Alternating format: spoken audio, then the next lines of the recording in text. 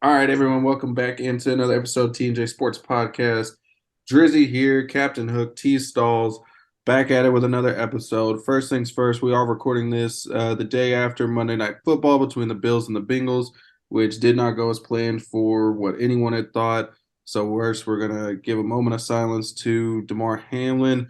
Um, Thoughts and prayers out to him. Let him makes a full recovery. So we'll go ahead with our moment of silence real quick, and then we'll get on.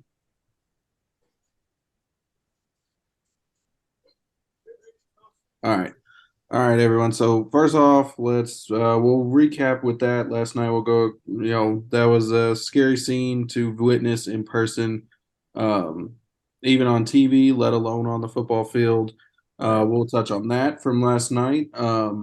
Looking at We had Kentucky in a bowl game over the weekend. We had Kentucky Louisville basketball. I know we've got some Louisville recruiting news, and we'll touch on some updates. With the podcast and what we're planning on doing in 2023, so what you can look forward to. And so first we will throw it over to Tyrone, let him talk about go over Louisville a little bit, and then we'll get jumping into it. So T Stalls, it's all you. Yeah, thank you. Appreciate it. Drizzy. So yeah, just to touch on what you said, definitely prayers out to Hamlin. Watching that game, just like seeing it happen as it happened. I don't want to talk on it too much because, that's it's a lot, to take in, especially for the players. I've never been through anything like that. While playing football, the closest thing was I had a friend in high school, Drizzy, you know him, Max Hooks, who took a big hit, kind of like that, but it was a head injury. Had the ambulance out there. Definitely a scary situation. I think it was the right call by both teams to not play the rest of that game. I mean, you can see it on the players' faces. It was definitely not something they could have done. No matter how much time you gave them, 5 minutes, 30 minutes, an hour, even a day. Like if they try to play it today without knowing the full circumstances and condition of them, it definitely wouldn't have been beneficial. So, great job by the NFL, and they usually don't do a great job with that kind of circumstances. But so yeah, Louisville basketball, as Drizzy hit on, we played against Kentucky this past weekend. Definitely went exactly kind of how we predicted, though. I kind of predicted Louisville would go into this game and lose 82-56 was my prediction. It was pretty darn close. It was 86-63. We dropped to 2-12. So much negative I want to say about this game, but I'll try to be positive. That's my New Year's resolution: be more positive when I'm talking about Louisville sports, because it is what it is. We know what we're going to do this year. We know NCAA tournament's not in our future, but what is in our future is hopefully a bright side to this. So I'm gonna just deliver the bright side. Um, they fought back multiple times. They cut the lead down to 8. Which I know it's like, oh, it's only 8 points, but they cut the lead down. They did show fight. There's just a lot of things that Kenny Payne needs to understand in this rivalry. He said at the beginning, before, he's no sugarcoating this. This is a rivalry. There should be, there's going to be a fight in this. Not like physical fight, but there should be like a fight in these guys' spirit when they're out there playing on this court. And especially when you have the name on your jersey, Louisville, and you're going against Kentucky, in Kentucky, I mean, in Lexington, this is a huge game. And I feel like Kenny Payne understood the rivalry, but he didn't understand that Cal is not there as your friend in this moment. I mean, before the game, we texted about this before. I'm all fine with being cordial. Hey, glad to, finally be able to go against you and whatnot. But that's not at all what we wanted to see after the game, after losing, the way we lost. So, Kenny Payne, only thing I want to say is, man, just understand what Calipari did in that game. 2 minutes left. Actually, the rest of the game, after they were up by 20 points, he left his star players in because he said he wanted to bash your head in. He didn't say, like you said, I want to win by 1 point and make it a good game. He said he wanted to bash your head in and beat us, and that's what they did. And he left his key players in the game, with Sheedway in the game. Toppin was still in the game. I forgot the point guard's name, but he was still in the game with final seconds, and we already pulled our guys, and we already called off the dogs with whatever dogs we did have out there. So I hope he kind of like soaks this up and know there's no friends on the battlefield. And I really hope he understands that you have to go out there with a mindset of, hey, we're friends outside of the 40 minutes we're playing. And if it goes overtime, 45. We are not friends. I mean, that was my mindset when I went to practice every single day when I played basketball and football. You are not my friend when I'm going against you. We can be friends and cordial once we're having a break during practice or after practice. But for these 2 hours or for those 40 minutes, I'm going at your neck. And Kenny Payne has to understand you have to come with that attitude and you have to put that in your players. Like, hey, if you know this kid from the AAU circuit, if you know this kid from summer workouts, that's all good. But there's no friendly stuff. So I'm going to try to keep it short, what I have to say. But the things I want to see differently, I wrote down some key things. I want to see Fabio Basili play more. This kid should have been a senior in high school, but he put his faith into the Louisville program, mostly Kenny Payne, and that he'll be able to play and develop. This kid has shown a lot of heart when he did play, so keep playing him. I just want to see him play more than 5 minutes. That way he can actually grow his knowledge and become a scoring guard. Jalen Withers, you went from an all ACC freshman to I don't know what, but I want to be positive with you as well. Grab 10 rebounds and, have at least 3 occurrences where you do a jump stop when you drive into the rim. None of this running into somebody getting a charge. L. Ellis, no more jump passes. I'm tired of seeing you go to the lane, jump up, get stuck and throw it over somebody's head, or luckily you get it to another player who can't do anything with the ball. So stop with the jump passes and become more of a leader with your voice and not just by scoring points. Again, I'll keep it short because I want you all to talk about Kentucky and football, but Curry, I need more. BHH, I need more. Kenny Payne put a lot into bringing BHH here after he did well at Tennessee, and I haven't seen much from him. I haven't seen a lot of fight yet, but I'm hoping he can do that. I'm hoping he'll bring more because Oscar Sheedway showed you how to be dominant and how to be forceful. You had a couple great plays against him where you blocked him, but you forgot how to play basketball or forgot to continue to play basketball. You blocked him and watched him get his own rebound. Luckily, he didn't score, but you just watch. And I'm just like, me and my brother had a moment during the game where we're like, yes, finally. And then in the same moment, we see you just stare at him, get the rebound after you blocked him. And we're like, what are you doing? I mean, we said other words, but pretty much, what are you doing? And I feel like that's all this season has been. But I'm going to be positive. Kenny Payne, you got to be better than Cal when it comes to offense. We don't have all that negative stuff. Oh, you got to be positive. I'm trying. I'm right here, right here. Kenny Payne, be better than Cal because I know you can be when it comes to offense. We don't have the skills offensively to just play freely without set plays. You can come up with set plays. I know you can. You've been in the NBA. Even those teams and those players still have offensive schemes to do. You can do it. I know you can. You're a smart man. There's my positivity. We need structure and not freedom, at least not yet, because we are not that skilled to just go out there and shoot, run around and do nothing and just stand there. We have to have structure. Jalen, you stand here. Kamara, you stand here. Go set a screen, then pass here. We need that. No more good cop. We don't need it all the time. We need you to get mad and show it. Thank you. I'm off my soapbox. We'll go into Louisville football after you talk about Kentucky basketball. Thank you for my frustration relief. Well, I think you'll need to keep doing that for the rest of the year. Probably have some frustration relief. But I am from a positive note. On your side, there was some fight. We did see some fight. You did go down 18-4, and then getting it back down to 8. That's at least something that's positive for you. Positive We put that on us. severe weather though. Positive for us, John. I guess I'll go with the play of Toppin.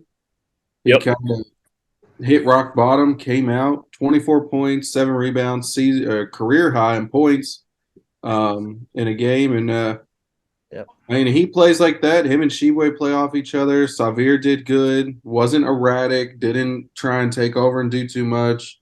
Kassan was himself. I mean, Cal was rotating a bunch of different guys in there, which he normally doesn't do, especially this late into the year. I mean, I know we're only halfway through, but still. And I'll tell you, as a game of positives, they worked through a lot. They got to accomplish a lot, I think, on their end with experimenting with different lineups and getting different guys in there. So What positives do you want to bring away from that? So back on Ty's point where he said that Cal kept his guys in, I think Cal was messing with lineups and trying to get like some type of team unity going on because there really hasn't been any this year. I think that's why he kept them in so late. Because he did play around with a lot of lineups, and I think he finally found one towards the end. Because after Louisville cut it to 8, they exploded back out to what was like a 20-point lead, I think. Mm-hmm. Yeah, it got up there. And then just ran away with it once he found that lineup. But if Topic can play like this team can go far. But if he goes back to his normal ways, we're in trouble. I really liked watching Toppin play. He was flying around. He was actually going up for rebounds instead of just letting Oscar carry the entire team. That was nice to see. He had 24 points. You said that was a career high, wasn't it? As a career high in points for him. But hey, I mean, he played with a lot of energy. I mean, Yep. jumping around there, he was looking like himself from the beginning of the year in that Bahamas trip, and even the first couple games of the year, you saw him, take a few turnaround jumpers, getting to his spot, doing his thing. I mean, that stretch four can be a difference maker, and if he's going to take over that role and accomplish it, then more than happy to let him do it as long as he can do it consistently. Yep. So, I guess from positive Kentucky standpoint, it was exactly what it's been for the past God knows how many years, minus the COVID year where we lost, which was one of our worst teams ever, and we lost by 1. So I mean, it's really not been that bad of a stretch against Louisville since Cal's been there. It's kind of come to be a normal thing. So hopefully Kenny Payne can turn it around a little bit to make it competitive because it's Yeah, not it's been so much pretty bad. scoring, but when you expect something to happen and it continues to happen, it does get kind of a lull. So positive. We'll see if this can translate over tonight to LSU. Yeah. I guess the negative from Saturday would have been the bowl game with Kentucky versus Iowa. It was 21-0. Couldn't really do much on offense. Destin Wade starting at quarterback. I think they let him play the whole game. What did you come away with that one? Any positives or negatives going into next year? I didn't see anything positive from that kid. I think he missed Barry and Brown by about 20 yards every single play. Anytime they took a deep shot, I don't know what he was doing. I guess he was saying, screw it, he's down there somewhere and throwing it as hard as he can. And then when he did have when he actually did have some time, he was overthrowing them, but most of the time he was getting sacked. Or he was rushing his throws thinking he was going to get sacked. Like the interception one of the interceptions that went for a pick six. There was, what was there, 2 of them this game? Yeah. Yeah, 2 pick sixes. Yeah. I tried to watch the basketball game a little more after the first one. I had a feeling it was going to get ugly. Yeah. Honestly, I was trying to flip back after the first couple of minutes of the basketball. Like, let me go watch at least the football game. And I was like, oh, well, this ain't a good game. I mean, it was good on my part. Like, well, shoot, Kentucky's losing. But, I mean, was nothing really to be like, I can't be happy. I don't really care about how y'all did in the football game because I picked you all to win. So, but.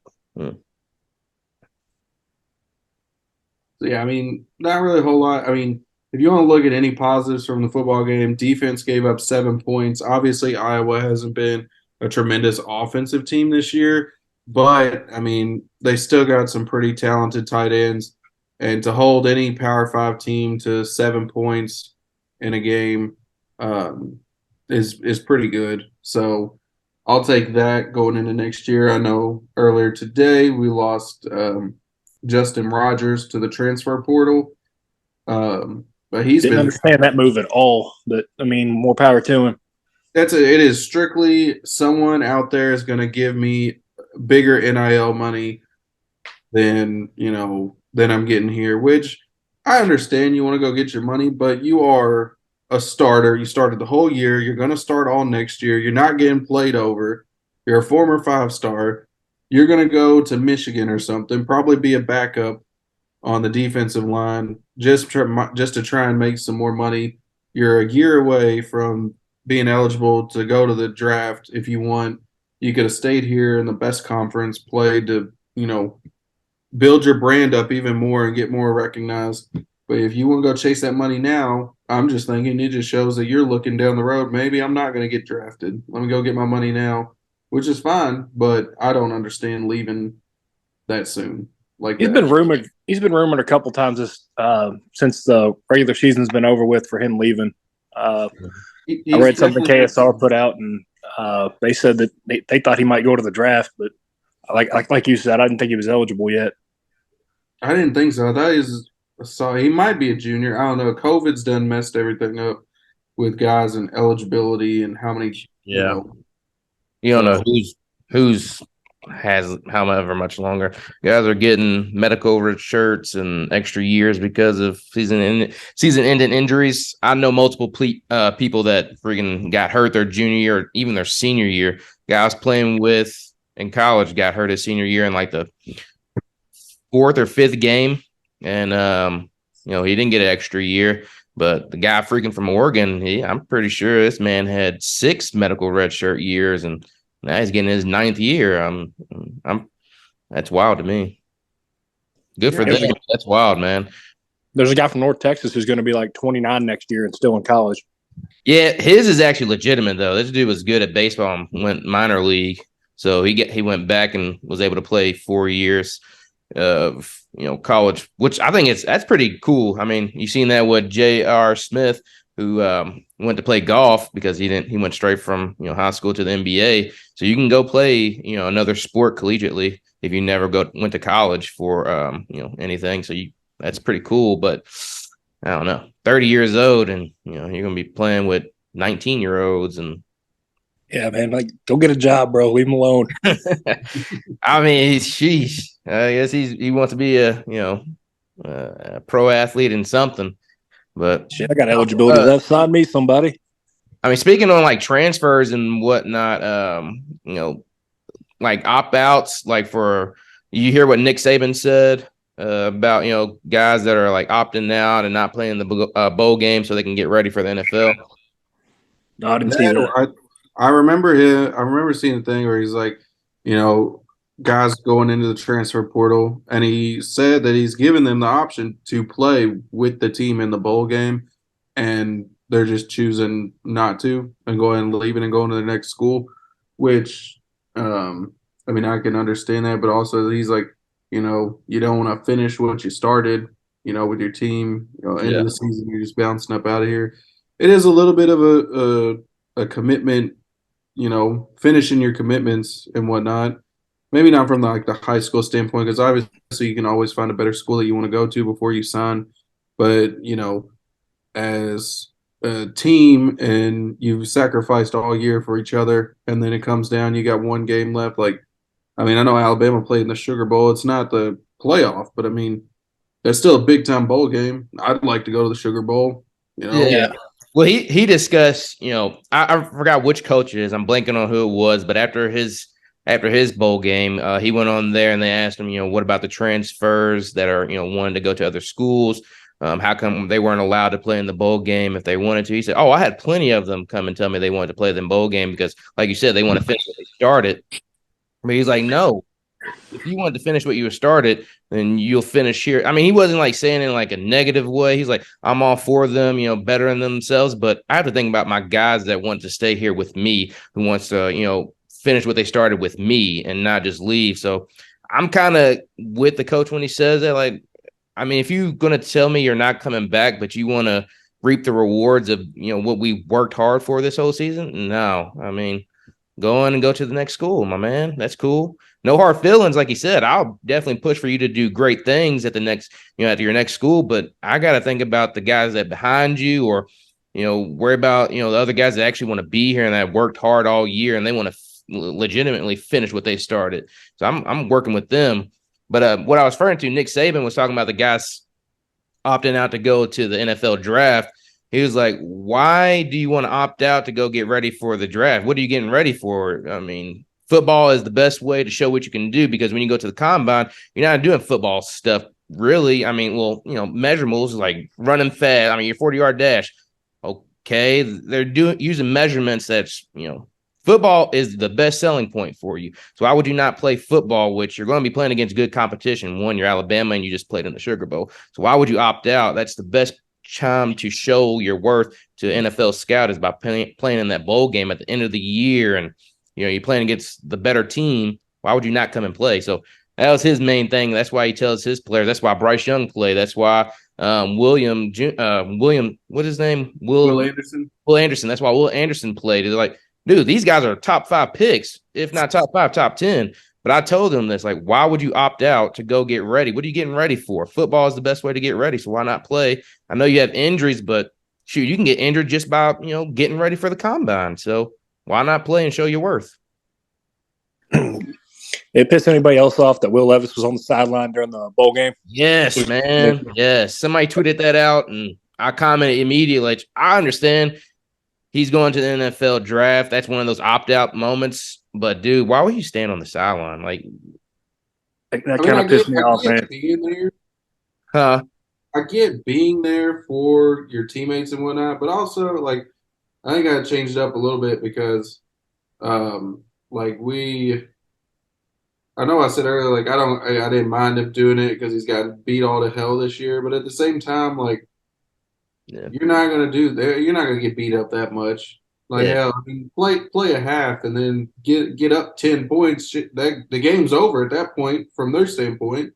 You know how many people on that sideline, like on teammates, were like side-eyeing him, like, don't come shake my hand and tell me it's all right. You're not gonna be here. Get out of my face. You know how many people are like, go sit up in the booth. Go sit up in the booth with the coaches, man. Like, get the fuck out of here. You're a fan at this point, man. Go sit in the stands. Don't stand down here slapping either one, man. Saying it's all right, man. You'll get them next year, or you don't worry. Just keep working. Like, you're not working with me now. Go on, leave. But hey, it is what it is. My guy will probably be a top 10 draft pick. Go have a coffee somewhere. Get out of here. He'll probably be a top 10 pick for sure. I mean, I will never wish bad on anybody, even if he's from UK, because as you know, I'm a Phoenix Suns fan. One of my favorite players is Devin Booker, who went to UK. So I will always wish greatness on a player, but that was that's not a good I think the opt-outs and the transfer report, it has gotten a little bit overwhelming. Yeah. Trying to figure out year over year. Now you're re-recruiting players on your roster and trying to get high school players, and it's hurting high school kids. For one, they're not having any place to go. Yep. Your 5 stars that are going to go to Alabama, that's fine, but like middle of the pack kids that go to be kind of roster fillers in Big Ten, SEC, Pac-12 that work their way up, it's just not what it's just not the same. I'm not saying it's bad by any means, but maybe here in the future there might be something to rein that in a little bit. Yeah. I think it's going to turn the group of 5 teams, like Sun Belt teams like that. It's going to turn those into like almost like a minor league where all the freshmen will get to be playing down at those levels, and then transfer up into the Power 5. I think that's what it's eventually going to turn into if it keeps going like this. That's a great point. Honestly, I agree with you on that. Now that you brought that, I mean, it's a really good point. I'm glad you brought it to that because Sun Belt, all those minor, lower conference programs made a big splash this week in bowl games. Transition this into those bowl games that we've seen from Tulane beating USC to TCU, upsetting Michigan. I know that's not a lower conference team, but I mean, shoot, they were playing with us in Conference USA just, 2 decades ago, or not even 2 decades ago. So look at these teams like Cincinnati stepping up and showing like, hey, from a little conference, but we can do big things. So what were your all's thoughts on all the bowl games, college football playoffs included? I think this was the best college football playoffs thus far. You go ahead. Go ahead. All right. I'll just say, in terms of excitement and hype, there's a lot of hype, but there's a lot of hype every year. But I mean, it lived up to it this year. I mean, that first game was ridiculous. That second game was ridiculous. It was a bunch of offense, bunch of great plays. I mean,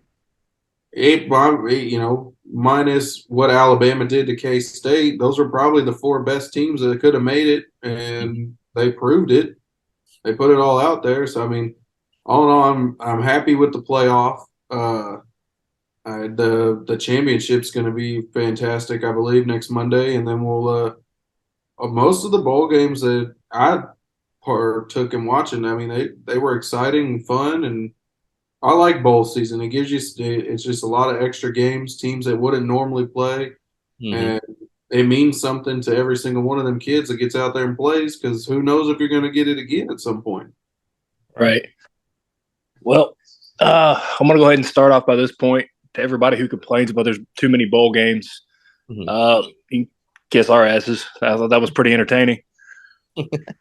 I mean, another point I wanted to make was Michigan fans, all y'all that were talking smack. What happened? What happened? What happened?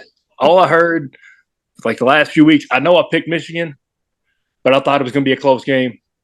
I also heard a bunch of people saying that Michigan was going to whoop the piss out of TCU. I don't know if y'all keep up with Brandon Walker from Barstool. Mm-mm. That's all he was saying for weeks.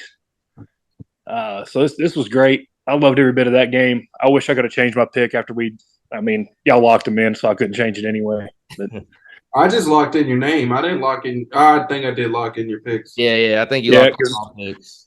There's a couple of them I was trying to change like last minute, couldn't do it. But it is what it is. Yeah.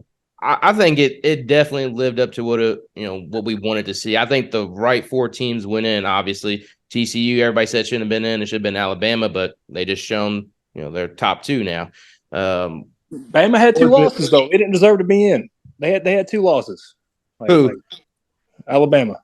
Oh no, yeah, they didn't. I'm just saying because Nick Saban went on his rant like he always does when they don't make it. Yeah, it's rare when they don't make it, but. Dude, you didn't do what you're supposed to. TCU did. They just lost in the conference championship. I mean, it'd be like Dabo doing the same thing. Yeah. Well, but this happened with Dabo and his bowl game. Yeah. Except for Dabo would have put like a cringy spin on it, but it is what it is. That NIL tweet he had. To have us play in this playoff. We're planning to play in the Orange Bowl. It was all his plan. Yeah. It's God's plan. Yeah. Well, he has, with DJ leaving, I mean, a lot of people thinking, he will actually show what he can do because they feel like Dabo didn't develop him. I don't know. We'll see. The only way we'll know if he can truly be developed is when he goes to he's Oregon State, correct? He's going to Oregon State. Yep. Yeah. We'll be able to see if he really can develop and be, a generational talent. Everybody thought he was going to be. When he stepped in his freshman year, but we'll see. Yeah, everybody thought he was going to be a Deshaun Watson, minus the cases, but it is what it is. Well, luckily he didn't have any cases in college, but they thought he was going to be a Deshaun Watson 2.0 in college. But it is what it is. I'm excited for next Monday. I know we already put it down who we think is going to win.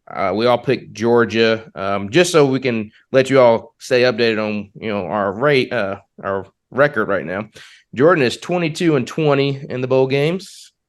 John is 19-23, and the Atlanta Falcons of the group. So all that's good at math, if we all pick the same team, and if that team loses, I'll still be in the lead by 2 games. So. Thank you. I won the challenge. Jordan, you tried hard, but just didn't pick right. John, you did. There was an attempt. There was. No, you really went on a run there, man. You had Georgia. You had Mississippi State beating Illinois. You had LSU beating Purdue, which, man, I don't know what me and Jordan were thinking. I think I kind of went on a limb with that one just because of Braun. But you picked Tulane over USC. Yep, that's the only one I knew I was going to pick right. Everything else was wrong. It's all right. You did a great job with that. I'm excited to see what Georgia TCU will look like now because TCU showed, like I said, they showed the worth. And I think it's going to be another dogfight, kind of like the Georgia Alabama game that went into overtime when Tua threw that nice pass to Devontae Smith. So I think it'll be good. And TCU might win this, man. I think TCU can I pull hope this they off. do. I hope they do, man. It would be historic. It'd be the first championship since 1938.